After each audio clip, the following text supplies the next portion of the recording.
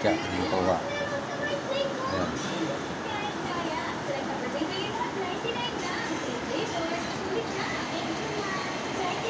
Ayan, matcha.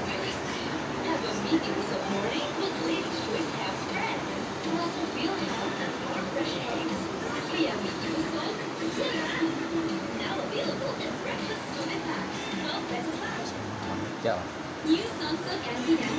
Sari yung mga matcha.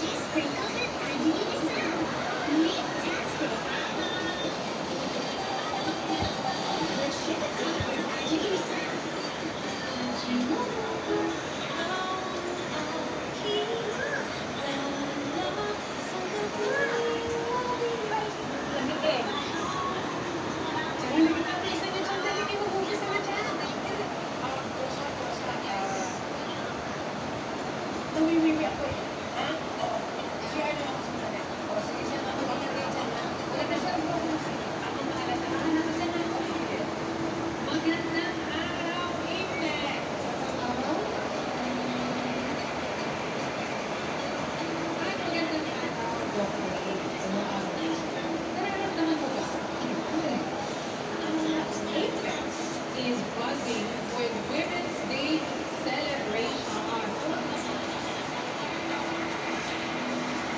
Ang aming isinusulong ng Women's Cancer ay ang Breast Cancer Awareness Program.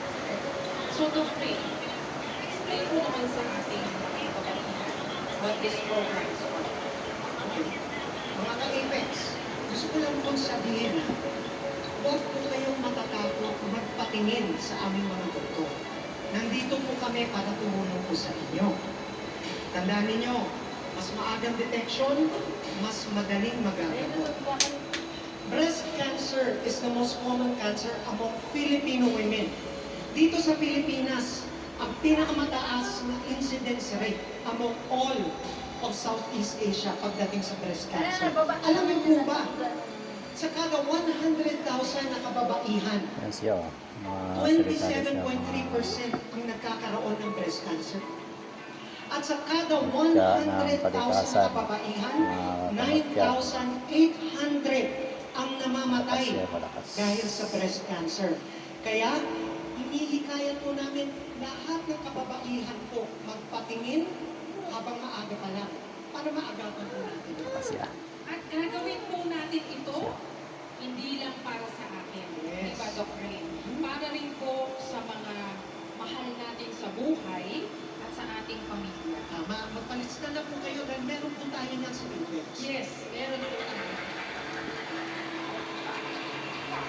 At oo nga pala, walang aalis.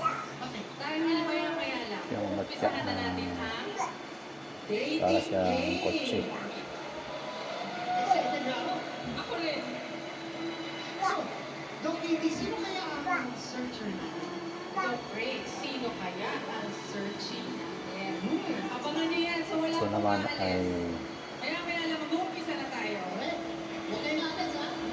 para siyang ulo. Tuloy.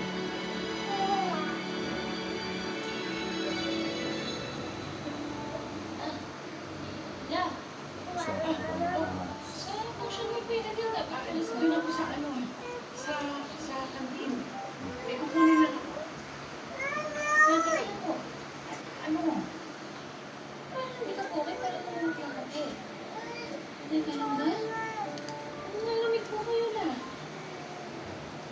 Giniginaw ko eh, kaya nga, dami kang kinakunin yung bago.